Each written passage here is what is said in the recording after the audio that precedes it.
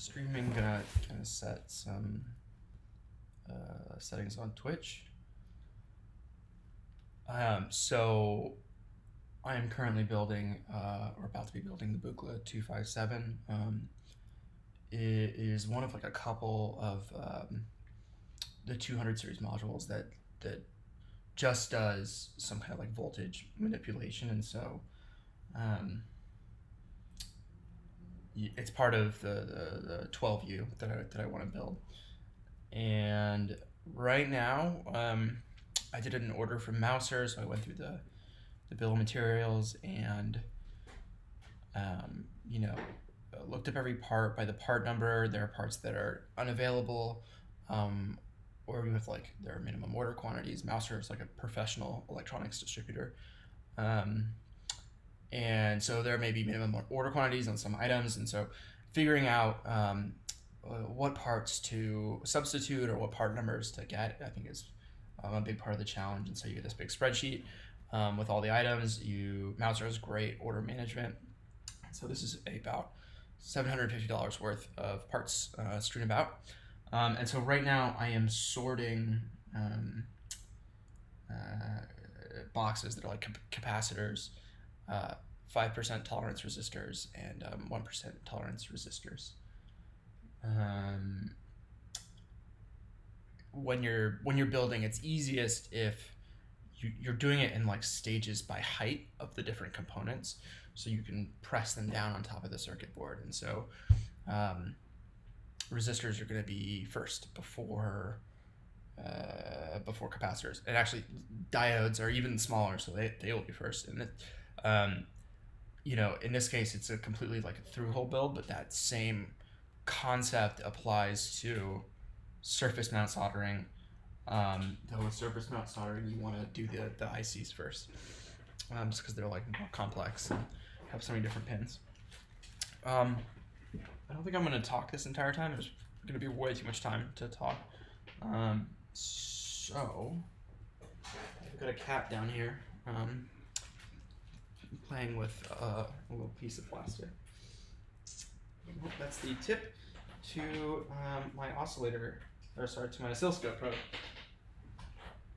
Anyway, let me change these settings and continue recording.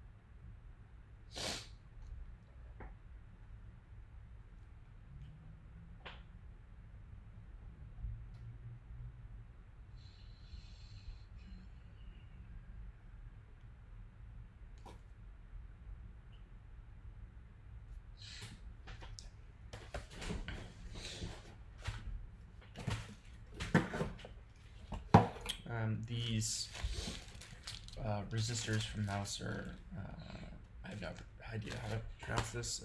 Shicon. These are high quality resistors. I think it's a house brand for Mouser. The quality is going to be high. The leads are really strong, and so there are companies like Tata Electronics. It's Tayda. They're like really cheap if you're getting into building analog music equipment to start.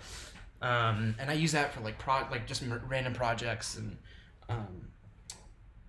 stuff where I'm not like super worried about its longevity or quality. And that's especially true of the capacitors, though they've recently started carrying higher quality capacitors. But yeah, I mean, I think that building a Buchla module is a chance to, and it's like really what the kind of the scene looks like. It's about is just like really building high quality builds that are like consistent with what it was like when these modules came out in the 70s, which is that they were made of like extremely high quality components. And I think Mark Verbose has a blog that he did, like Buchla Tech, where he talks about the quality of the different modules. Noting specifically that one module had the first LEDs ever to come out. They're in these little glass dome packages, and they're $20 each to replace.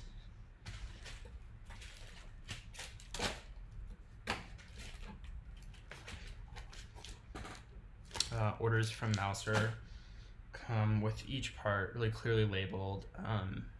I even set up a PO number for this. That's because I'm building Buchla 257, Buchla 259, right?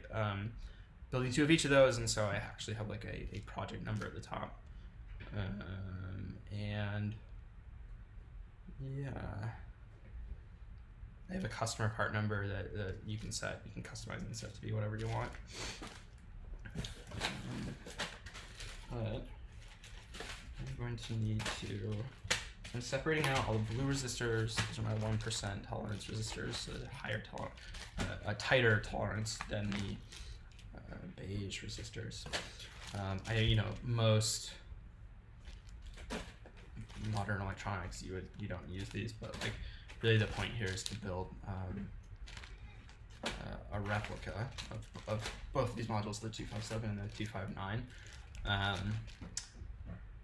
So as to like really nail and get the sound of the actual module.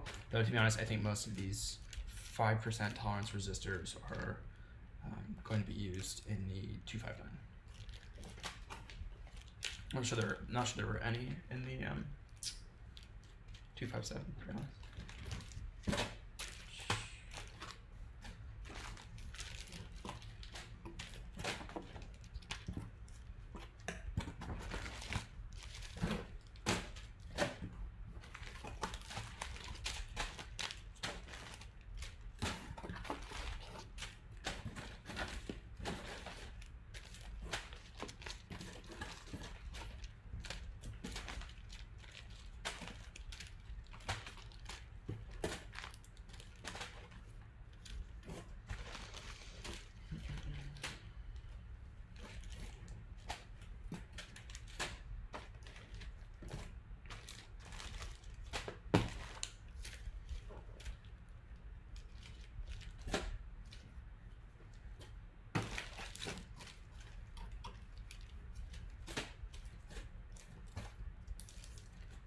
Need like a Twitch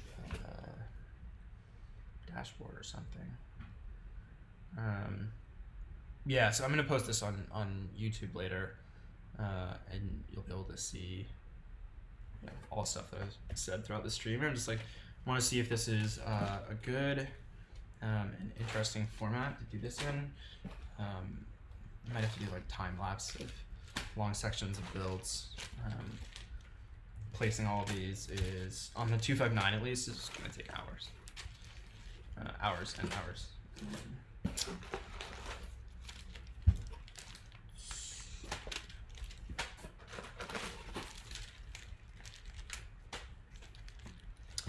I'm going to post this actually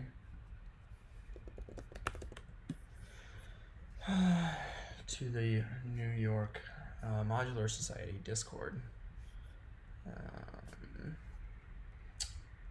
And so, yeah, there are actually a lot of people in New York, I guess, obviously, who are into modular synthesis. And NIMS has done some shows back in the day when we used to go to in-person events.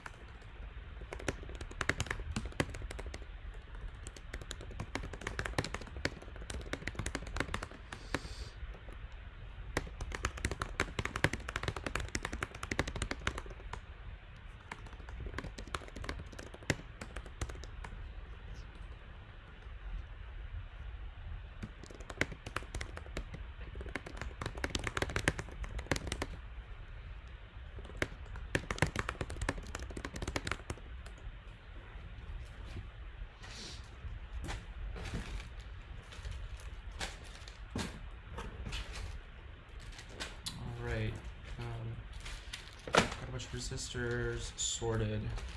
We've got 1%.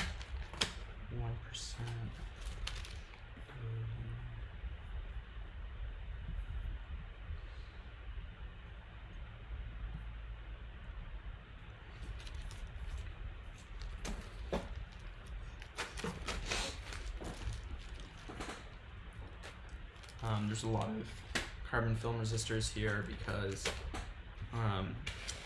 carbon film being these 5% resistors, the resistors with 5% tolerance are made of carbon film as opposed to metal film. I don't have a lot of projects that have used these, or if I had projects where I could have used them, I use 1% resistors instead. And in this case, in terms of like building a replica, you want the goal is to make something as if it was built on whatever day in the 70s. And so whatever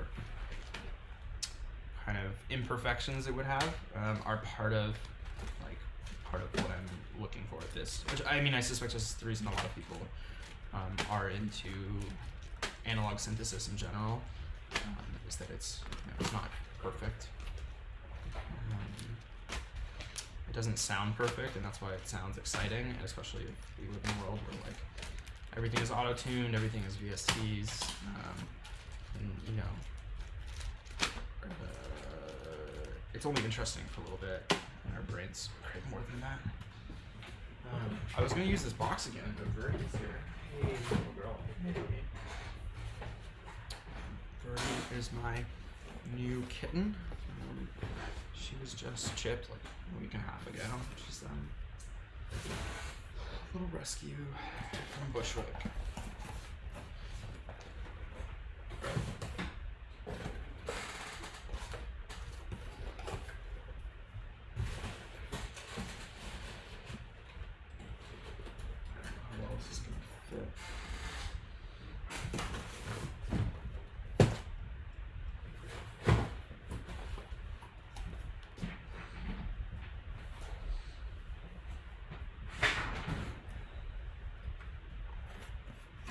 Have this electrostatic soldering mat, which is really useful for surface mount technology components, which means like can be as small as like little grains of sand, and they don't slide and disappear as they do on wood. Like if you drop one on the floor, it's gone.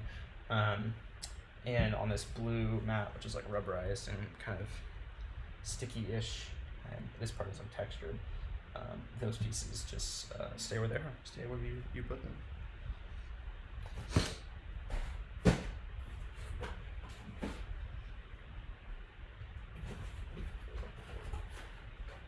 I'm not sure this is obvious, but I have this whole table over here of additional components, and some of that's like case hardware. I guess not. Well, it's like power connector, the actual jacks, and some of the potentiometers. These sockets that we're gonna put all the integrated circuits into, the little chips. So the best way to do this is get another box.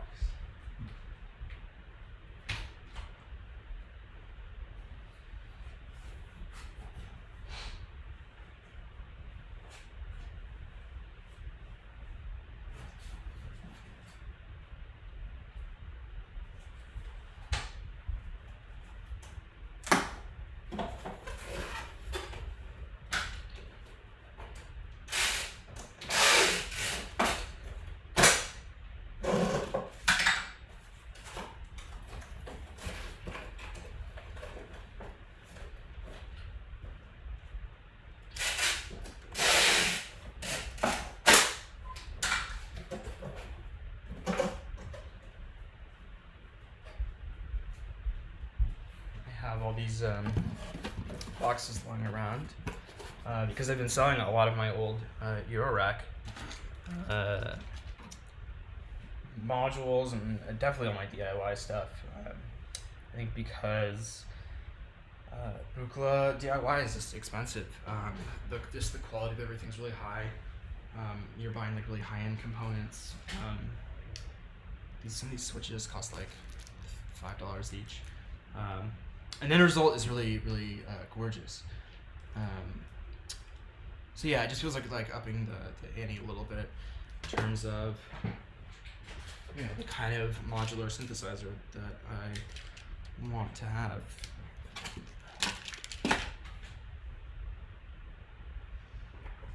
I'm putting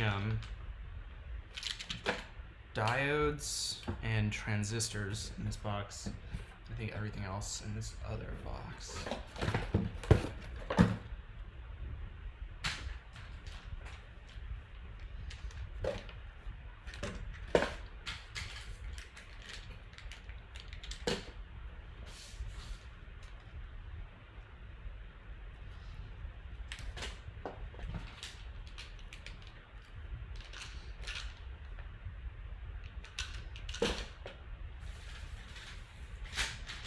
And so I think there are basically two people. I mean, there are two people in this space making these kind of exact through-hole clones of Buchla modules. One guy, or at least it was for a while, a guy named Roman F.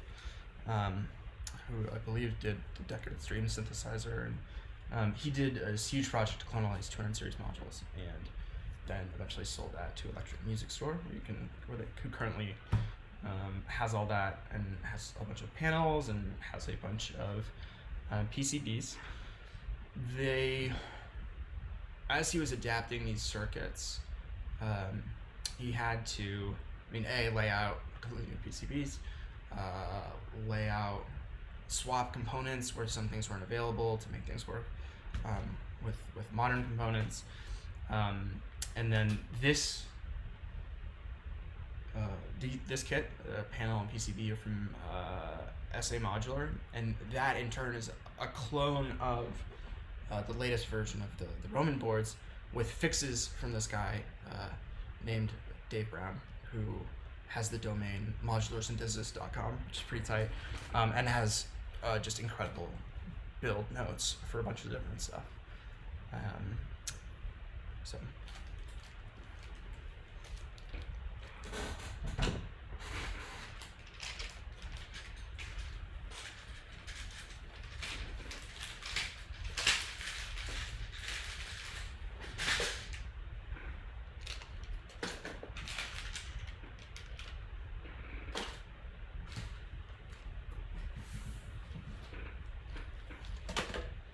Birdie.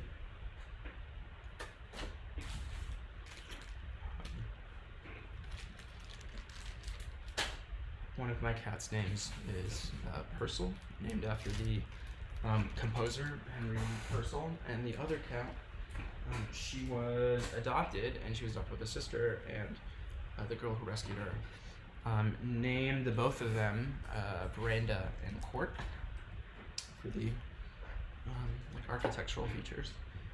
And so I decided to shorten her name from Veranda to Verdi as the kind of cute pronunciation of Verdi the composer.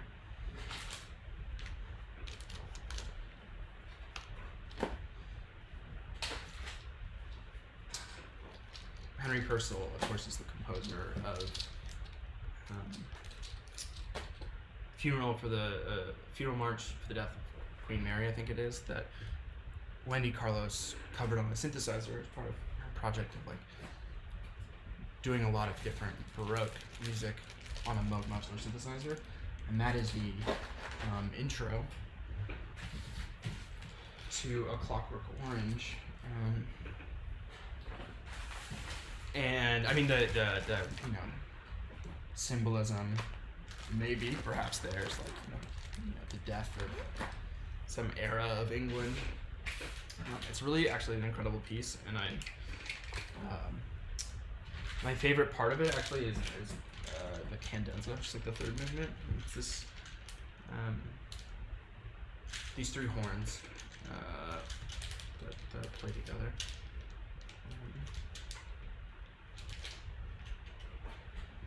I'm getting these giant packages, so like these are a bunch of pretty standard modern op amps, which is a part that allows it to like amplify voltages and stuff. And they come in these little plastic tubes that are very long. So take this.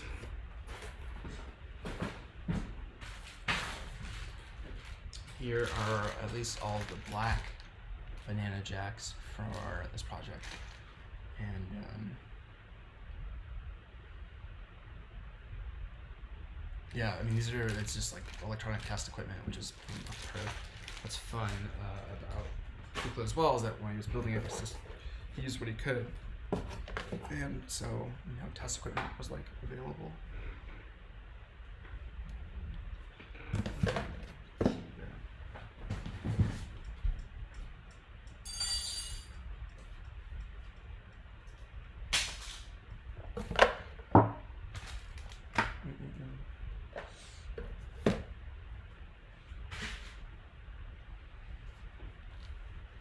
My desk is a little messy.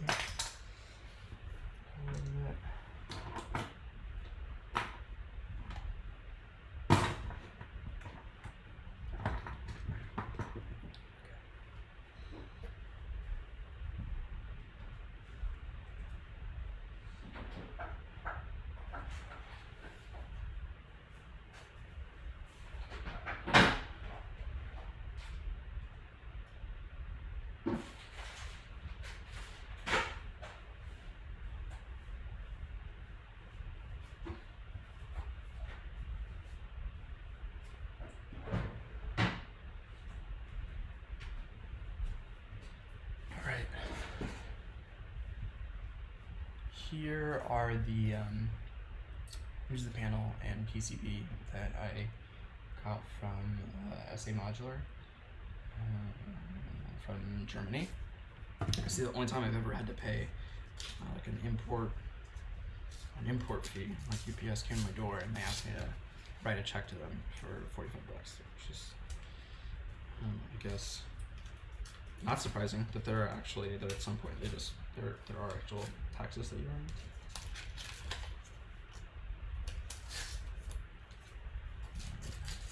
This is an exciting moment. Okay. So there are two of these. This nice paper.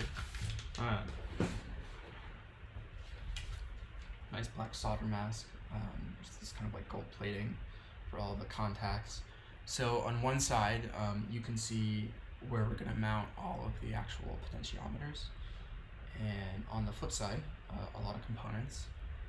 Just to focus. Maybe.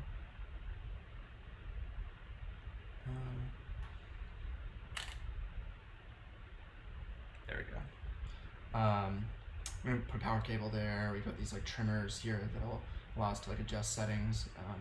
See resistors.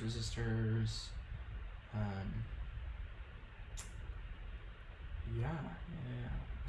Switch here.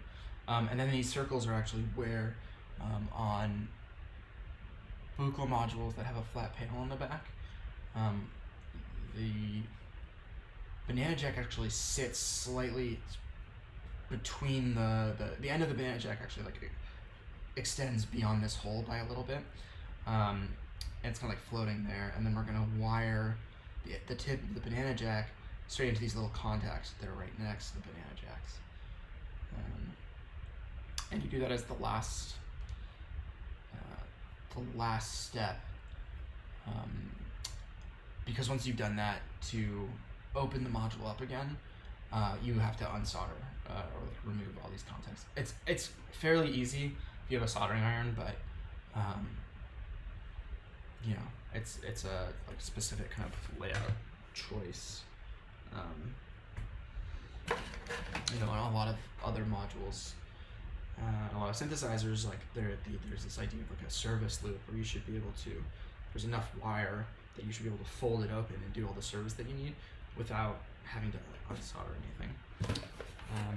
But this is like, I mean, it's so minor, I think, in this case.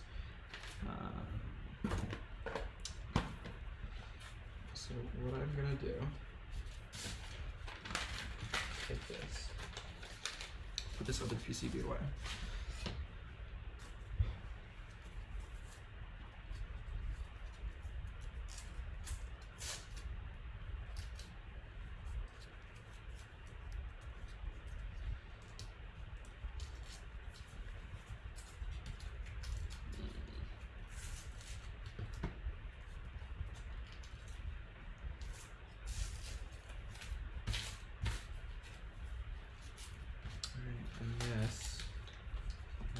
Is the panel for the Buchla 257.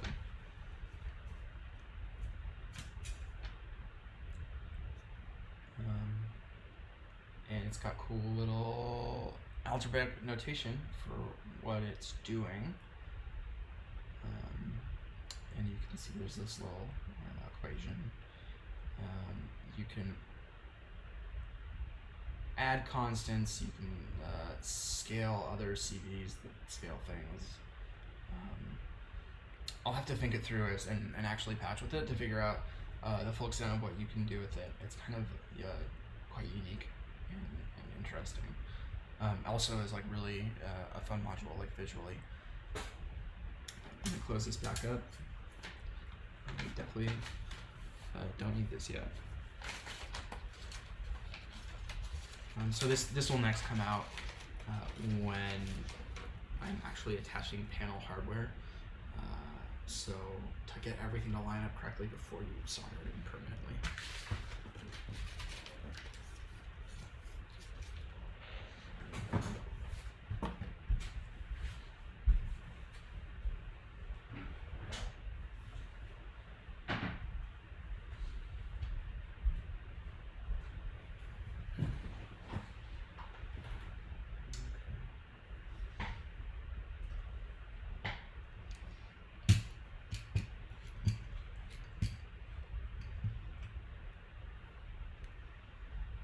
So I'm going to use this tool to hold the entire project. And actually I'm going to use some masking tape to just protect these edges, the PCB, and especially for the panel, just these like, trying to make sure that if anyone else gets this module, the module is clean as if it were any other module coming from factory. I mean, quote unquote factory. I mean, like, I think other manufacturers are still someone's doing the final assembly process.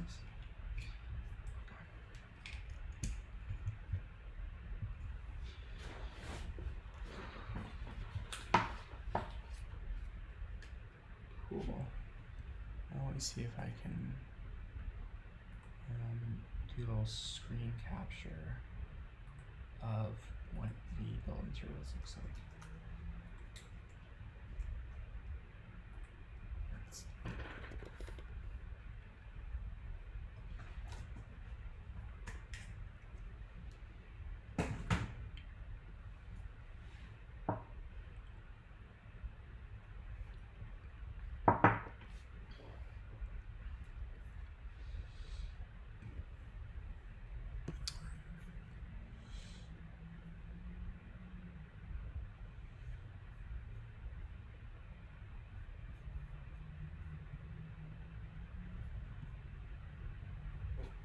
Let me give the OBS some permissions to do this.